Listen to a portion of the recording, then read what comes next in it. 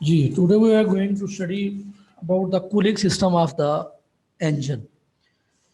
ठीक, देखिए कोई भी जो चीज़ है उसका जो एक वर्किंग उसको काम करने के लिए एक ऑप्टिमम जो है टेम्परेचर उसकी उसको एक इन्वायरमेंट चाहिए, उसकी रिक्वायरमेंट होती है जिसमें जो है उसकी वर्किंग एफिशिएंसी जो है वो मैक्सिमम होती है, वो वर्क कर सकता है प्रॉपरली। अब बेसिकली जो ट्रैक्टर का कूलिंग सिस्टम है इसका काम क्या होता है to promote the high volumetric efficiency, to ensure proper combustion and to ensure mechanical operation and reliability। कि जो इंजन की जो वर्किंग है, जो कंबस्चन उसकी जो है, जैसे पावर प्रोडक्शन है, ठीक है, प्रॉपर यूटिलाइजेशन है उसकी, उसको एफिशिएंटली जो है उसकी एफिशिएंसी जो है उसको बढ़ाना था, ठीक है, ताकि जो है मैक्सिमम टू मैक्सिमम जो पावर है वो यूटिलाइज की जा सके, उसको इस्तेमाल किया जा सके। बेसिकली कहते हैं कि the internal combustor is essentially a heat engine which develop power through the burning of the fuel।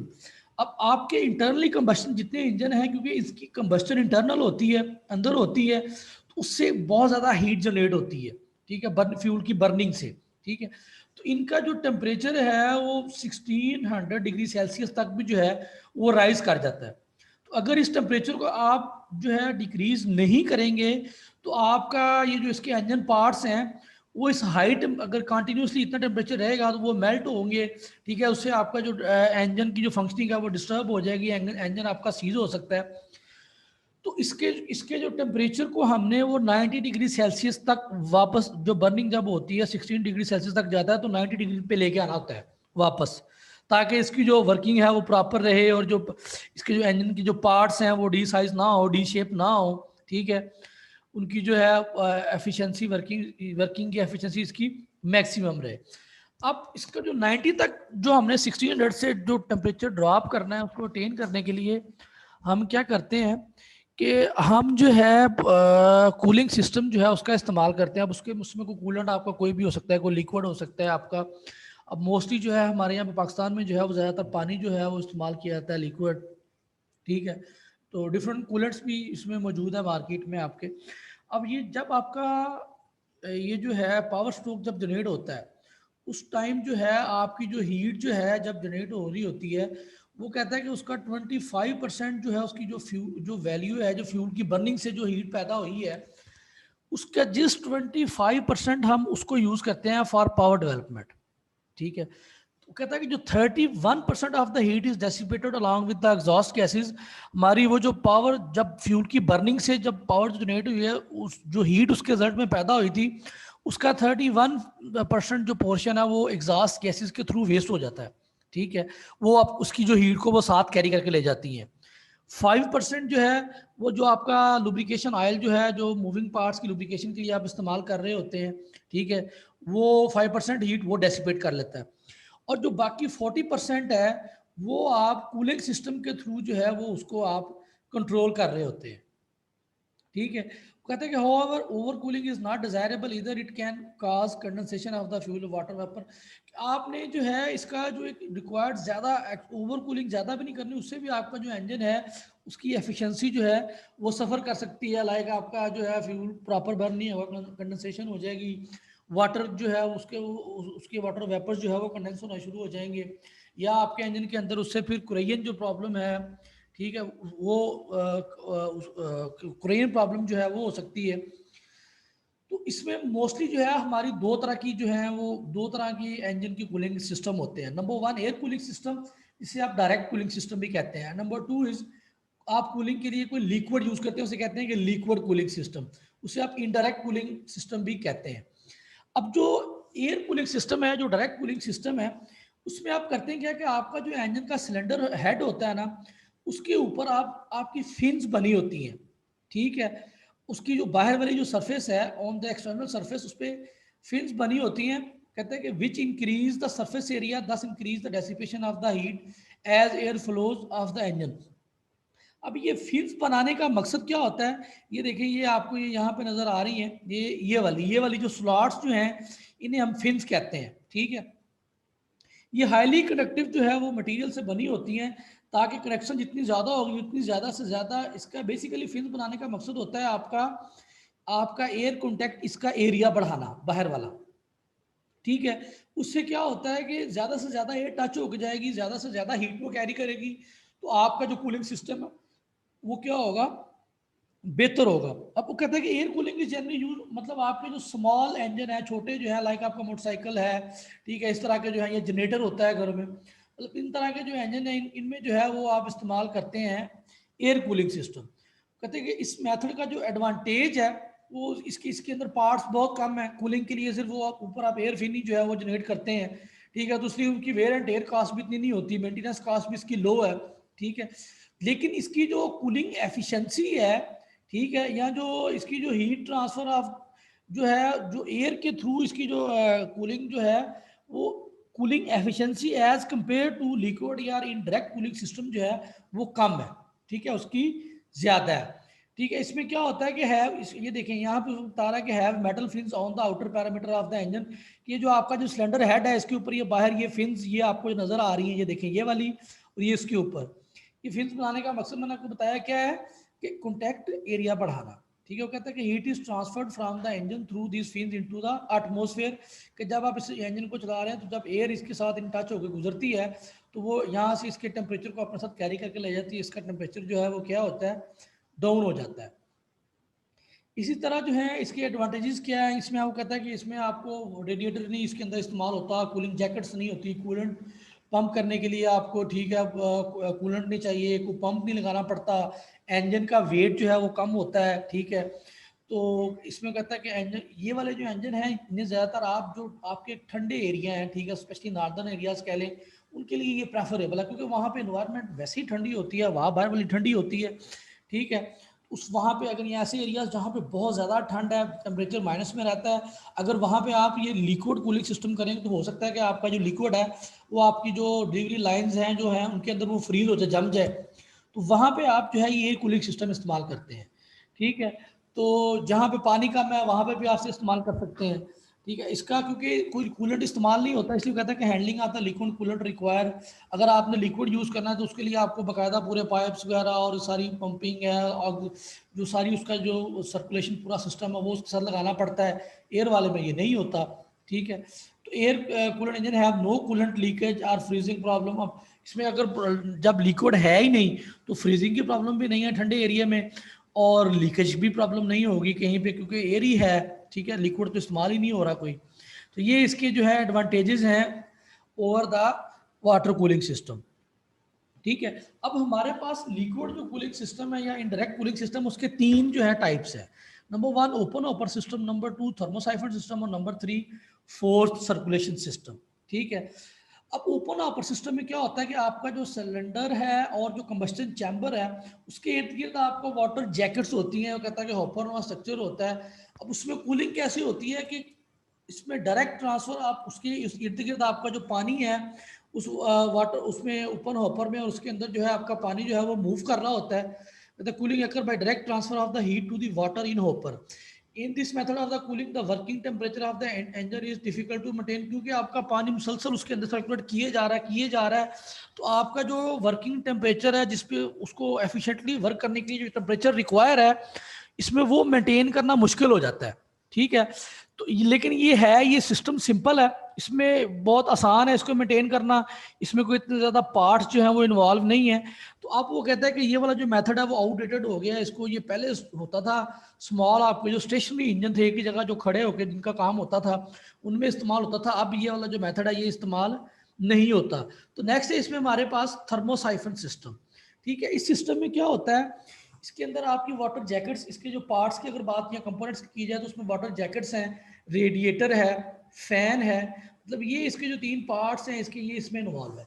अब इसमें होता क्या है कि आपके जो सिलेंडर है उसके आपको मैंने जब पार्ट्स बताए थे तो सिलेंडर ब्लॉक में मैंने आपको इंजन ब्लॉक के अंदर सिलेंडर के सराउंडिंग में मैंने आपको सुराख जो ऊपर से आपको ओपनिंग नजर आ रही थी मैंने बताया था कि जिनमें स्क्रू या थ्रेड्स नहीं होंगे वो आपकी वाटर जैकेट्स हैं। सिलेंडर हेड के थ्रू जो है गैस्केट के थ्रू वहां से उसके अंदर पानी जो मूव करता है इसका काम ये, क्योंकि जब आपकी ये बर्निंग होती है ना कंबस्टन, जब पावर स्ट्रोक जनरेट होता है फ्यूल बर्न होता है तब उसका टेम्परेचर बहुत ज़्यादा हाई हो जाता है। तो मैंने बताया कि 1600 डिग्री सेल्सियस तक चला जाता है, उसको मेंटेन करने के लिए फिर उसके उसके इर्द गिर्द आपकी जो वाटर जैकेट्स होती हैं, ठीक है। उसके उनके इर्द गिर्द जो है आपका वाटर मूव कर रहा था, जब बर्निंग होती है जो पानी उसके दरमियान तब वहां पे जो मूव कर रहा होता है तो कहता है कि as water in the jacket surrounding the cylinder and the head becomes hot, ठीक है, द लाइटर, जब वो पानी, जब वो बर्निंग होती है तो वो पानी गर्म होता है तो वो लाइटर उसका जो है वो ऊपर की तरफ उठता है, ठीक है। आप कह लें कि वो उसका वेट जो है वो लाइट हो जाता है या वो वेपोराइज जो होता है, ठीक है। तो एट द सेम वो वहां से वेपोराइज होके वो जो आपका ये यहाँ पे ये देखें आपको नेक्स्ट डायग्राम में इसकी पूरी नजर आएगी। देखिए ये आपका रेडिएटर है, ये आपका फैन है, ये आपका इंजन का वो जो सिलेंडर है, ठीक है। ये उसके अंदर ये देखिए ये पिस्टन मूव कर रहा है। अब इसके इर्द गिर्द ये देखें ये वाटर जैकेट्स है, इसमें पानी है। जब यहाँ पे पावर स्ट्रोक जनरेट होगा, फ्यूल की बर्निंग होगी, तो यहाँ पे जो वाटर होगा वो गर्म होके लाइटर वेट होके यहाँ से ऊपर की तरफ मूव करेगा, यहाँ से आपके रेडिएटर के अपर टैंक की तरफ, ऊपर की तरफ, ठीक है। जब ये यहाँ से ऊपर जाएगा तो यहाँ से जो पानी, जो स्पेस, जब पानी ऊपर गया यहाँ पे जो स्पेस जनरेट हुई उस स्पेस को फिल करने के लिए नीचे से जो है एट लो टेम्परेचर जो ठंडा पानी है वो यहाँ पे आ जाएगा। इस तरह ये साइकिल जो है आपका ये चलता रहता है पानी का। और ये जो फैन है ये जब ये यहाँ से आपके रेडिएटर के अंदर ऊपर से गर्म पानी नीचे की तरफ मूव करता है थ्रू ट्यूब्स, तो ये फैन इसके साथ लगा हुआ है, इसके अंदर फिर इसके अंदर आपके ना ये स्लॉट्स होती हैं। जब ये प्रेशराइज एयर इसके अंदर से गुजरती है तो जब ऊपर से गर्म पानी नीचे की तरफ रेडिएटर में मूव करता है तो जब इधर से फैन से हवा उसके अंदर रेडिएटर के अंदर से गुजर रही होती है तो वो उसका टेम्परेचर क्या कर देती है, डाउन कर देती है। तो इस तरह ये साइकिल जो है ये इस तरह चलता रहता है, ठीक है। तो इसमें आपका जो है इसका रेडिएटर होता है, ठीक है, उसके अंदर आपका फैन होता है और ये वाटर जैकेट्स होती हैं। ये तो था थर्मोसाइफन सिस्टम। अब इसका क्या है, इसमें कहता है कि the fan draw the steam of the cooler across the fins and the tube of the radiator, कि ये जो इसकी फिन्स जो है ये मेटल की बनी होती हैं, ठीक है। तो ये जब इनके साथ जो है वो कहता है कि the fins of the radiator made of the special metal having high thermal conductivity. ये इसके अंदर ये ट्यूब्स के इर्द गिर्द जो फिन्स होती हैं जिनके अंदर से जब ये फैन चलता है और एयर गुजरती है वो हाई कंडक्टिव मटेरियल की बनी होती हैं। हाई कंडक्टिव से क्या होगा कि वो एयर के साथ उनकी जो हीटिंग डेसिपेशन जो एफिशिएंसी है वो मैक्सिमम होगी, मैक्सिमम से मैक्सिमम हीट जो है वो जब ये एयर इसके अंदर से फोर्स एयर जो गुजरेगी फैन की तो वो अपने साथ हीट कैरी करके ले जाएगी। ठीक है, दे quickly radiate the heat from water into cool air.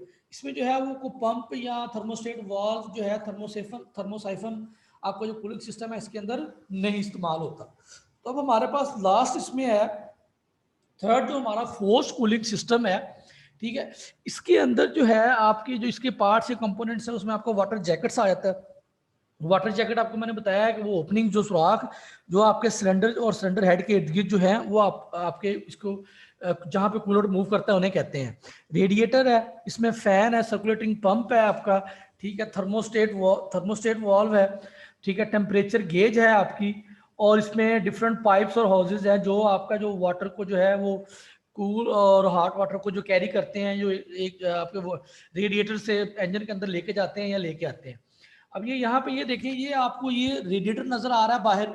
अब रेडिएटर का ये वाला इसे आप अपर वाटर टैंक कहते हैं और ये नीचे वाला जो है ये इसको आप क्राउन जो है ये डाउन जो है वो फ्लो इसका ये इसको आप लोअर वाटर टैंक कहते हैं। अब इसमें पानी की मूवमेंट इस तरह ऊपर से नीचे की तरफ होती है। अब इसके अंदर ट्यूब्स हैं, ट्यूब्स के बाहर ये फिन्स हैं, ये जो आपको जो नजर आ रही है ये वाली, ठीक है। अब ये इसका ये देखें ये रेडिएटर जो है ये प्रेशर कैप है ये वाला, ठीक है। इसके अंदर से आप इसके अंदर कूलेंट जो है वो डालते हैं, फिल करते हैं। और ये जो आपको जो बॉटल नजर आ रही है, ठीक है, ये कहता है कि कूलेंट रिकवरी सिस्टम जो है यहाँ पे जब आपका कूलेंट इसके अंदर से वो लीकेज की वजह से या वेपोरेशन की वजह से इसमें जो लिक्विड है वो कम होता है तो यहाँ पे इसमें आपने डाला होता है वो यहाँ से ये ऑटोमेटिकली अपने अंदर ही उसको लेवल को मेंटेन करने के लिए सक कर लेता है, ठीक है। तो ये आपका ये यहाँ से नीचे से ये आपके इंजन के अंदर ये वाटर जा रहा है, आपका जो भी कूलेंट है यहाँ से ये देखें ये इंजन के अंदर से होता हुआ ठीक है, ये दोबारा ये जब यहाँ से गर्म होके ठीक है ये ऊपर आ जाएगा, फिर नीचे जाएगा, इसका टेम्परेचर डाउन होगा, ठीक है, नीचे से ठंडा होके दोबारा इंजन के अंदर चला जाएगा, ठीक है। अब ये इसके अंदर ये यहाँ पे आपके ये वाला आपका थर्मोस्टेट वाल्व है ये वाला, ठीक है। और ये वाला जो आपका ये वाला जो सिस्टम है ये आप बाईपास सिस्टम है। बेसिकली ये आपका जो है लेटेस्ट जो है आपका जो कूलिंग सिस्टम आपकी गाड़ियों में इस्तेमाल हो रहा है ये होता है। अब इसमें आपको बताते हैं ये जो आपका जो थर्मोस्टेट वाल्व है इसका काम क्या है कि आपके टेम्परेचर जो इसका वर्किंग टेम्परेचर है आपके इंजन का, उसको मेंटेन करने में, ठीक है, ये उसकी हेल्प करता है कि जब तक आपका जो वाटर है ये 185 डिग्री सेल्सियस तक नहीं जाएगा, 185 डिग्री फ़ारेनहाइट तक, सॉरी, नहीं जाता, तब तक ये वाल्व इसको ओपन नहीं करेगा, इसको रेडिएटर की तरफ आपके पानी को नहीं जाने देगा। आपका जो गर्म पानी है उसको दोबारा जो है वो नीचे से आपके इंजन के अंदर रिसाइकल करता जाएगा। जब ये 185 डिग्री फ़ारेनहाइट पे जाएगा, ये वाल्व ओपन होगा, तो यहाँ से वो गर्म पानी आपके जो रेडिएटर है इसकी अपर टैंक में आ जाएगा इसमें। फिर ये यहाँ से ट्यूब्स के अंदर जो ट्यूब्स हैं, ट्यूब्स के थ्रू नीचे जाएगा, ठीक है। इसके नीचे फिन्स हैं, ये इसके पीछे ये फैन है, ये देखें, ठीक है। अब फैन के साथ जो है, इसके साथ ये यहाँ पे आपका पंप लगा होता है, फोर्स, जो आपके लोअर जो इसका टैंक है उससे वाटर को सक करके, सक्शन क्रिएट करके इंजन की तरफ पुश करता है। इसी वजह से इसको फोर्स्ड कूलिंग सिस्टम कहते हैं कि इसमें पानी को सक किया जाता है बाय डेवलपिंग प्रेशर, ठीक है। अब इसको मजीद आगे देखते हैं। ये देखें, ये इसका जो है ये बेसिकली आपको समझाने के लिए साइकिल बनाया गया है कि ये आपका रेडिएटर है, ठीक है। ये रेडिएटर जो है इसका, ये देखें आपकी यहाँ से ये सिस्टम से पानी, ये अपर टैंक, इसका लोअर, अब लोअर से पानी आपके इसके अंदर आया, ये पंप लगा हुआ है आपके इंजन से पहले, ठीक है। तो यहाँ से पानी पंप ने सक किया, आपके इंजन के जो डिफरेंट पार्ट्स हैं जहाँ पे उसकी कूलिंग होनी है, हेड गियर गियर, वहाँ से उसने पानी को सर्कुलेट किया, वहाँ से उसने हीट कैरी की, ये यहाँ पे आया, यहाँ पे थर्मोस्टेट वाल्व है।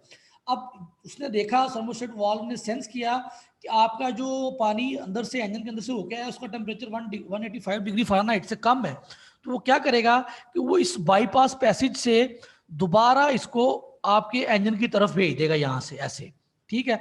जब आपके पानी का टेम्परेचर जो इसमें सर्कुलेट कर रहा है 185 डिग्री फ़ारेनहाइट तक जाएगा, तो तब ये यहाँ से उसको बाईपास की बजाय ये वाल्व ओपन होगा और उसको रेडिएटर के अपर टैंक में भेज देगा।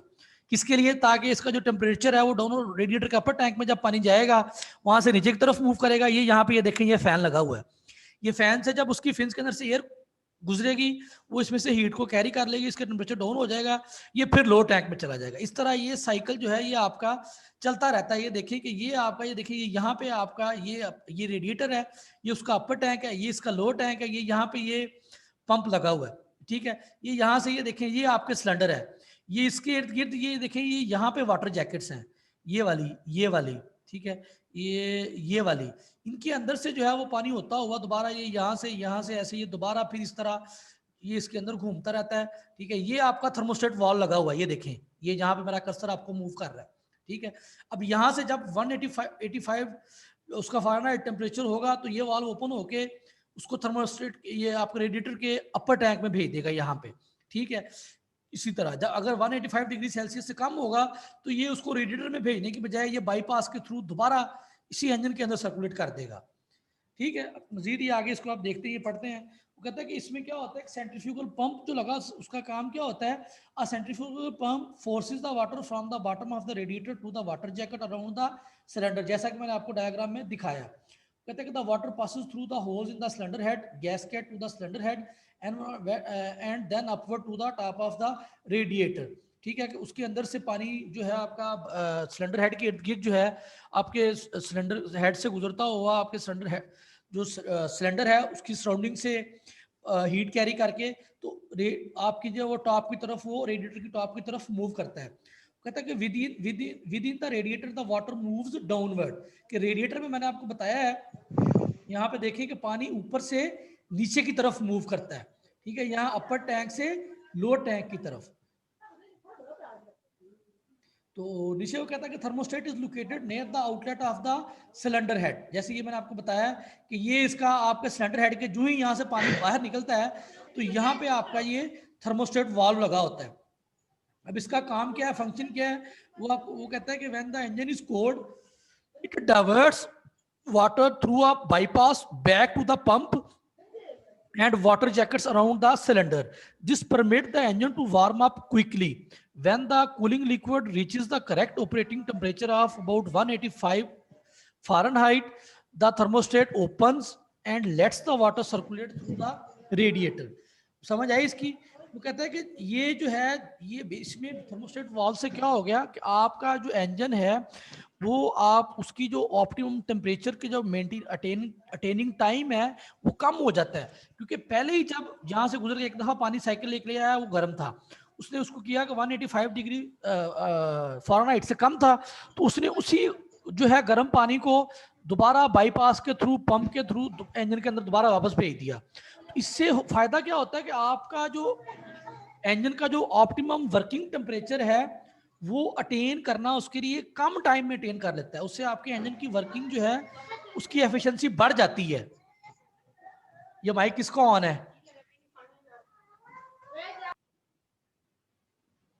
तो नेक्स्ट है इसमें हमारे पास वो कहता है कि अगर रेडिएटर की बात करें तो कहता है कि इसका पर्पस क्या, the purpose of the radiator is to cool hot water coming from the water jackets. It consist of and the upper tank and the lower tank connected with each other through capillary tubes. ये देखिए मैंने आपको बताया कि इसका जो आपको radiator के पार्ट्स हैं, ये इसका अपर टैंक है, ये इसका लोअर टैंक है, इसके अंदर कैपिलरी ट्यूब्स होती हैं जिनके थ्रू पानी ऊपर अपर टैंक से लोअर टैंक तक मूव करता है, और इनके दरमियान जो है वो फिन्स होती हैं जिसके अंदर से एयर गुजरती है। ठीक है, वो कहता है कि the tubes are arranged with fins to have greater surface area for heat dissipation. From outside it look like a honeycomb. आपका ये जो रेडिएटर है इसको अगर आप बाहर से फ्रंट से देखें तो ये आपको शहद के छत्ते की तरह इसमें पॉकेट्स नजर आती हैं, ठीक है, जिनके अंदर से अब इन फिन्स के बनाने का मकसद क्या होता है कि ज्यादा से ज्यादा एयर इसके साथ टच होके गुजरे, ज्यादा से ज्यादा एयर इन कॉन्टैक्ट, जितना ज्यादा एयर इन कॉन्टैक्ट होगी उतनी ही efficiency of the cooling system बढ़ेगी, उतनी उसकी हीट कैरिंग कैपेसिटी एयर की बढ़ जाएगी। सो कहते हैं कि the tanks of the radiator are connected to the water jacket by means of the rubber hoses to prevent water from boiling. अब इसके जो टॉप पे मैंने बताया था आपको कि एक प्रेशर कैप जहां से आप इसको रिफिल करते हैं, कहता है to prevent water from boiling a pressure cap is provided on the upper tank of the radiator. उसके टॉप पे, जिसको आप रेडिएटर लिड भी कहते हैं, वो बेसिकली एक प्रेशर कैप होती है, एक मैक्सिमम लेवल तक उसका प्रेशर ये मेंटेन करता है, जब उससे बढ़ेगा तो वो वहां से उसका प्रेशर रिलीज कर देगा। कहता है कि this allows the circulation of the water at even temperature then the system has been designed for without the loss of water as the result of the evaporation and boiling.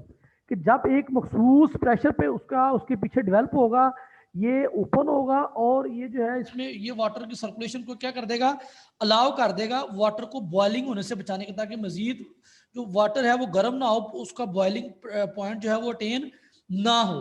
ठीक है, वो कहता है कि this is achieve because when air is under pressure it will when water is under, जब आपका पानी जो है अंडर प्रेशर होगा तो उसका बॉइलिंग टेम्परेचर बढ़ जाता है as compare to atmospheric condition.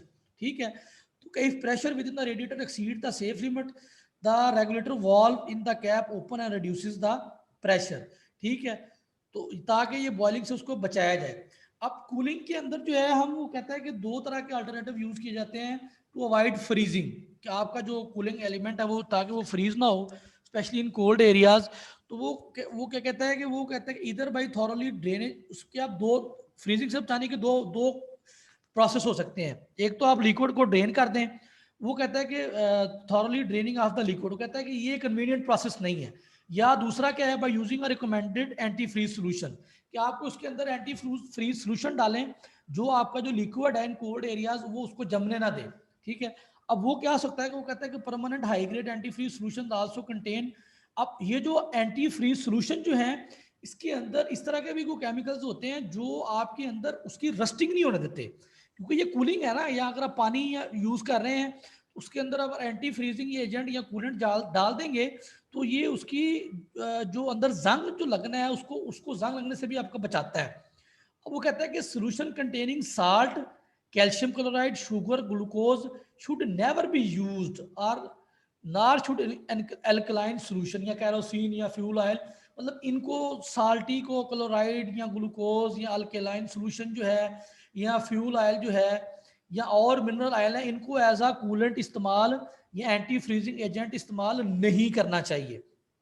ठीक है, वो कहते हैं कि before adding anti freeze check and tighten all the connection, जहां जहां से आपके जो हॉस पाइप हैं जो पानी रेडिएटर से जो आपके इंजन के अंदर लेके जा रहा है या जो इंजन से वापस रेडिएटर के अंदर लेके जा रहे हैं, तो उनको आप उन कनेक्शन को आप अच्छी तरह चेक कर लें कि वहां पे लीकेज तो नहीं है। तो ये देखिए, ये आपके रेडिएटर का स्ट्रक्चर है, ये इसका अपर टैंक, ये इसके ऊपर ये रेडिएटर प्रेशर कैप है। ठीक है, जो आपका प्रेशर जो मेंटेन करता है उसको बॉइलिंग जो है वो प्रेशर बढ़ने से बचाता है, बॉइलिंग टेम्परेचर बॉयल नहीं होने देता उसको पानी को, ठीक है। ये आपका लोअर कैप है, ये इसके अंदर ये साइड से ये देखें, ये आपको जो स्टेट नजर आ रही हैं ये वाटर ट्यूब्स हैं, इनके थ्रू ये देखें, ये अंदर से आपको नजर आ रही है, ये सुराख जो नजर आ रहे हैं ये सारी वाटर ट्यूब्स हैं, इनके थ्रू अपर टैंक से लोअर टैंक में पानी वाटर जाता है। और ये देखें, ये आपको स्लॉट्स जो नजर आ रही है ये आपकी फिन्स है, ठीक है। इनका मकसद क्या होता है कि मैक्सिमम से मैक्सिमम एयर इनके साथ टच होकर गुजरे और आपकी जो कूलिंग एफिशिएंसी है वो बढ़े। तो ये फैन जो है ये रेडिएटर के साथ लगा होता है, इंजन से जो रेडिएटर के अंदर से प्रेशराइज्ड एयर जो है वो रैपिड बड़ी स्पीड से गुजार रहा होता है ताकि ज़्यादा से ज़्यादा जो है वो हीट को कैरी किया जा सके, ठीक है।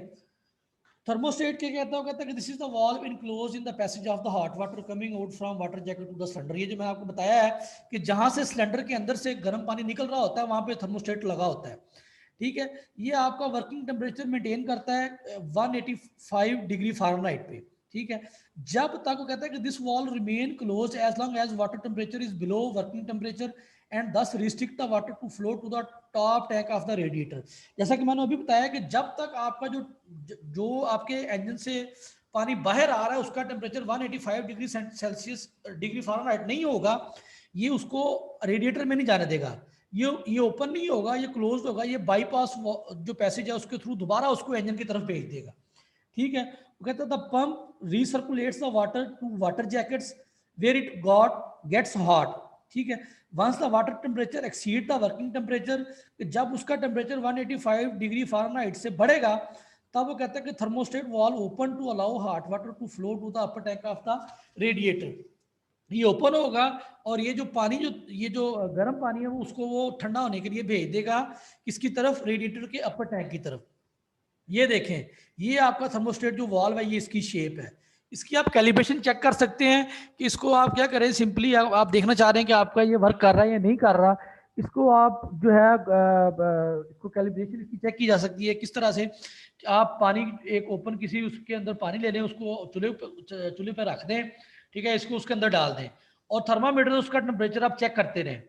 तो जब आप देखेंगे कि उसका टेम्परेचर 185 डिग्री सेल्सियस से बढ़ेगा तो इसका ये जो पैसेज है, ठीक है, ये ओपन हो जाएगा। अगर तो ये पैसेज ओपन होता है दैट्स मीन कि इसकी वर्किंग प्रॉपर है। तो अगर ये इसका पैसेज 185 डिग्री सेल्सियस पे ओपन नहीं होता दैट्स मीन कि ये आपका खराब हो गया हुआ है, ठीक है, तो ये इसकी वर्किंग जो है प्रॉपर नहीं है, तो तब जो है आप जो है इसको रिप्लेस करेंगे। ठीक हो गया। ये जनाब आपका ये लेक्चर था कूलिंग सिस्टम जो है इसको इंजन के अंदर ये बहुत ज़्यादा इंपॉर्टेंट इसका जो रोल है, अगर प्रॉपर वर्किंग नहीं होगी, प्रॉपर कूलिंग नहीं करेगा तो आपके इंजन जो है वो सीज होने का खतरा होता है, ठीक है, या कह लें कि उससे जो आपके जो वर्किंग पार्ट्स है सारे वो डैमेज हो सकते हैं।